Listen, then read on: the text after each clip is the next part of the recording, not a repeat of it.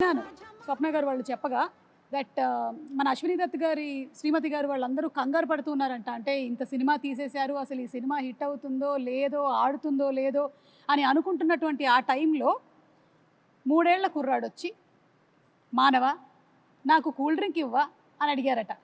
ఆ 3 ఏళ్ల కుర్రాడే రామ్ చరణ్. సో ఎప్పుడైతే ఈ మానవ అనేటువంటి డైలాగ్ చెప్పి కూల్ డ్రింక్ ఇవ్వ అని అడిగాడో సినిమా హిట్ అయిపోయింది, పిల్లల్లో కూడా వెళ్ళిపోయింది అనేటువంటి నమ్మకం కలిగింది. మరి ఆ కుర్రాడే ఇప్పుడు మనల్ని నెక్స్ట్ క్వశ్చన్ అడగబోతున్నాడు. So let's have Ram Charan's video please. Congratulations Jagadek Veerudu Athiloka Sundari dream team తీసిన సినిమా 30 years ముగించింది. నేను డ్రీమ్ టీమ్ అని ఎందుకు అంటున్నానంటే అశ్విని దత్ గారు, ఇళయరాజా గారు, రాఘవేంద్రరావు గారు, ఎండమూరి గారు, విన్సెంట్ గారు, పరుచూరి బ్రదర్స్ గారు, ఇంతమంది లెజెండ్స్ ఇలా ఒక సినిమా కోసం కలవడం అనేది ఎప్పుడు జరగలేదు, నా బహుశా జరగదు కూడా. అందునే మా జనరేషన్ అందరూ వీళ్ళని డ్రీమ్ టీమ్ అంటారు.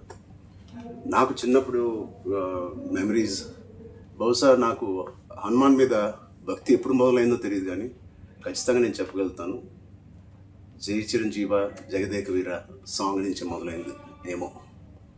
It's most memorable film. మా జనరేషన్కి, మా ముందు జనరేషన్లో చాలా మంచి ఫ్యాంటసీ ఫిల్మ్స్ వచ్చినాయి, కానీ నాకు గుర్తుండే first magical adventure romantic film Jagadeka Veerudu. And అని మెమరీస్ ఎన్నో ఉన్నాయి ఆ సినిమాలో, మాట్లాడుకునే సీన్స్ కానీ అవన్నీ.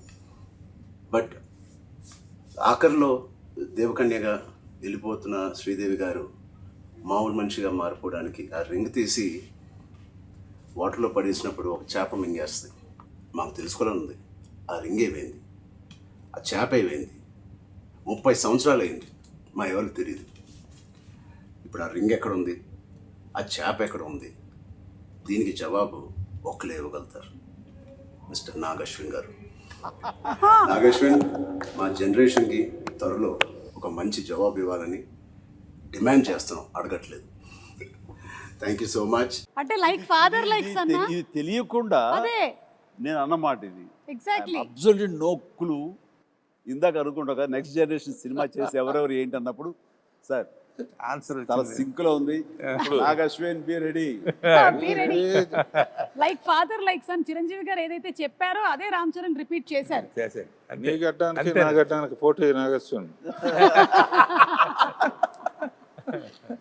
ఆయన ముడేసేవారే, ఎలకు జుట్లేదు కానీ. ఓకే, ఏదైనా మే 9 మళ్ళీ ఫ్రెష్గా ఇంతకుముందు తీసాను అనుకోకుండా వెళ్ళి చూడబోతున్నాను. అనుకోకుండానే పాట వచ్చినప్పుడు మళ్ళీ అందరూ డబ్బులు వేస్తారు, అది ఎంజాయ్ చేస్తాను.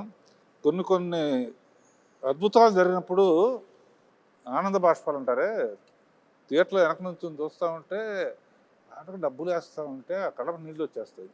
వాళ్ళు చెప్తుంటే వింటమే తప్ప ఆ థియేటర్ ఎక్స్పీరియన్స్ నిజంగా కొన్ని చూడలేకపోయాం. అండ్ అంటే జనరేషన్